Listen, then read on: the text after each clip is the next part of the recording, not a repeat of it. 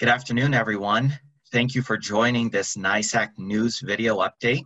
My name is Ryan Gregoire. I am your association's Legislative Director. Today, I am joined once again by Dave Lucas, our Director of Finance and Intergovernmental Affairs. The purpose of today's update is to provide everyone with some more detail from the governor's executive budget proposal, which expanded on some of the initiatives that he talked about last week that we brought to you on the State of the State address. So I want to thank everyone for tuning in. There's quite a lot of information this year, Dave, in the executive budget. And certainly before I turn it to you to kick us off, I think it was pretty remarkable to see how many initiatives were included in this year's budget that came directly from a call that we had with county executives and the budget director going back into the summer of 2020, where we all sat around a virtual table and brainstormed how we might come together to help the state and the counties with this financial crisis due to the COVID-19 pandemic. And a lot of those initiatives were included in this year's budget. So at first glance, at first read, certainly there are some proposals that we are concerned about and that we will work with the legislature and the governor to try and remedy. But there also appears to be quite a bit of good initiatives and positive initiatives for counties in this year's budget. Did you have anything in mind, Dave, that you wanted to draw to everyone's attention? Yeah, sure. Thanks, Ryan. Yeah, it was interesting, the genesis of this discussion. I mean, we always have discussions with DOB about the upcoming budget, but clearly this year was a lot different. So we had to engage sooner. There were lots of issues with the counties having to work with the state during this whole process and COVID. So the discussions were happening anyhow, but we needed to have more discussions and more direct conversations with the state. And it was an invitation from we said we have ideas. The budget director said, if you got ideas, send them to us. We're willing to look at everything. Everything's on the table. This is a unique year. It's different. And we're going to have to look at everything. So it was nice to see them take on some of those suggestions. I think one of the big takeaways for me in the budget is, as much as has happened over the last year, we're still in a similar position to make this budget work without causing devastating cuts or tax increases. We really need the federal government to come through with more funding, more federal unrestricted aid to states and localities so we can weather the storm and do the things we need to do locally to finally quell the pandemic. And again, where you have a budget that's contingent upon federal resources coming in, and it's two different contingencies. On the low end, we have more cuts. On the high end, we may be able to avoid the cuts and start working on programs that save money over the longer term to deal with the out-year gaps. So, in a way, it's more of the same, but at the same time, it's a little bit brighter because there is a light at the end of the tunnel with the vaccinations, and hopefully we can get them through. And I think the economy's proven itself a little bit more resilient than we thought originally. That was a big thing I noticed in the budget too. Is the earlier assumptions or projections by the state on revenue losses and on the size of the gap, they're almost cut in half for 21 and 22. It dropped from 25 billion to 15. Those are still enormous gaps. Those are unheard of gaps when you think about we are only looking at $10 billion gaps in any given year during the Great Recession, which was a complete collapse almost of the financial system with a huge credit crisis, which impacts a state like New York more because we're the banking capital of the country and potentially of the world. So these gaps are even bigger than then. So they're still big. They're enormous. Yeah, and really, the governor outlined a budget, Dave, and you just touched upon this a little bit, but the governor outlined a budget with two scenarios in mind, right? The budget that he presented to everyone that we've now analyzed at first read assumes a $6 billion allocation from the federal government directly to the state to help them meet this budget gap crisis.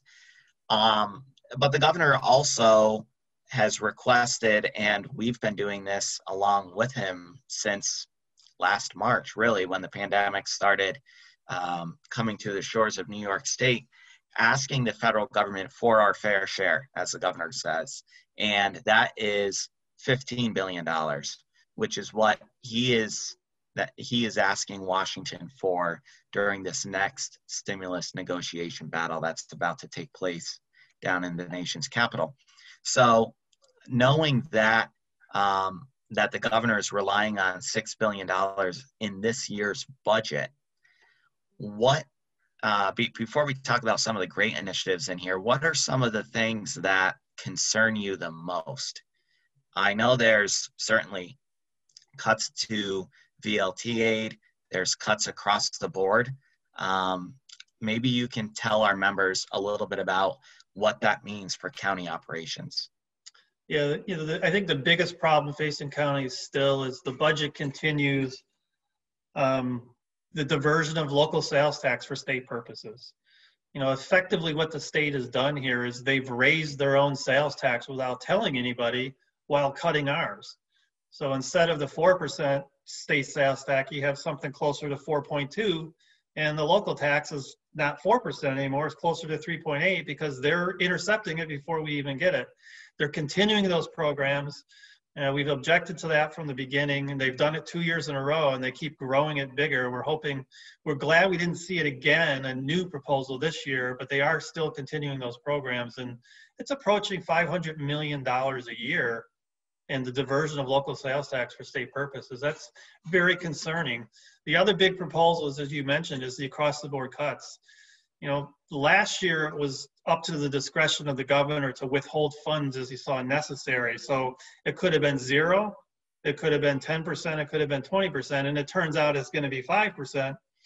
But in this year's budget, he actually put the floor in on the cuts at 5%, unless he goes back and changes the statutory language. So that's a very different scenario. It's more likely federal money will come through in the change in administrations, but it's not going to be an easy lift. So those are the two biggest things that provide concerns to me. Sure. And then for our members on the positive side of things, there were a lot of provisions included in this year's budget. And of course, you can find all of this material. We've published an interim budget impact report and a budget scorecard, which really summarizes in 2 pages, believe it or not, a 2,000-page budget. But this is all available on the NYSAC website if you go to www.nysac.org/NYS budget. Okay, so some highlights I did want to draw everyone's attention to.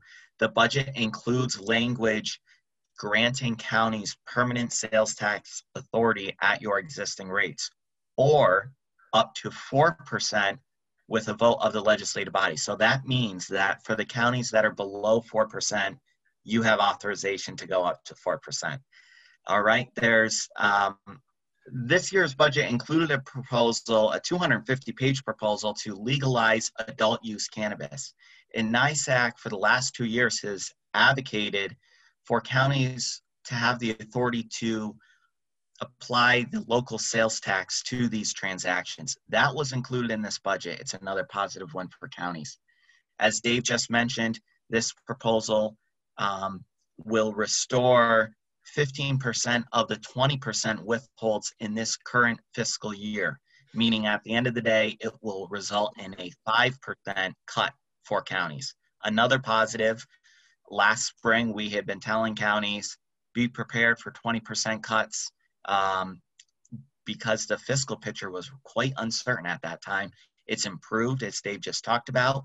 The budget shortfall at the state level has decreased, so they're able to provide us with a partial restoration of those cuts.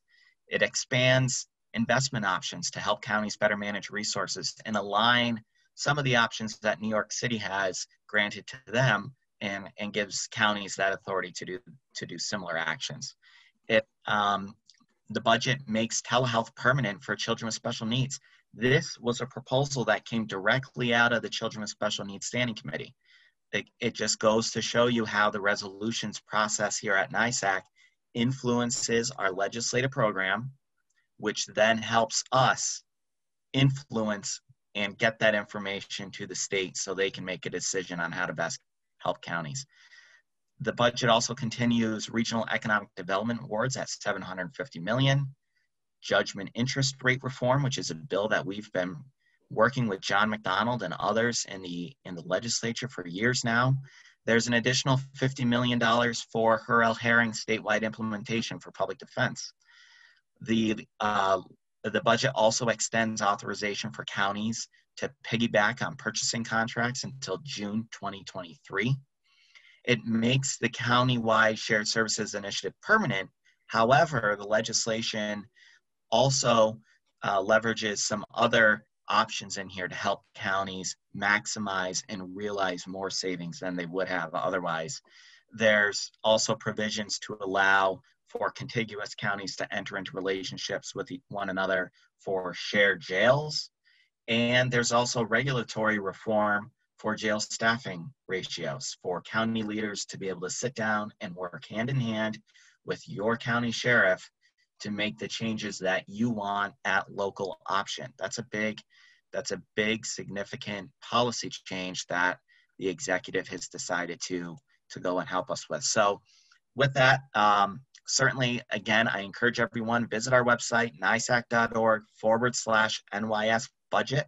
We're also going to be having a budget webinar where Dave Lucas will be the headline act, presenting and recapping and going into much more detail from what we just discussed here. That's going to happen on Tuesday, January 26th from 10 a.m. to 12 p.m. It's a 2-hour special webinar. After Dave's done with his presentation, our executive director, Stephen Aquario, will moderate a Q&A session with a panel of local leaders, John Becker, the chair of the County Boards Association, Mark Molinaro, the chair of the NYSAC County Executive, or New York State County Executive Association, Sean Groden, the chair of the County Administrators Managers Association, and of course, our NYSAC president, Jack Marin. So again, I encourage everyone, take a look at our resources, join us for the webinar next Tuesday, and stay tuned for more updates. Thank you all very much.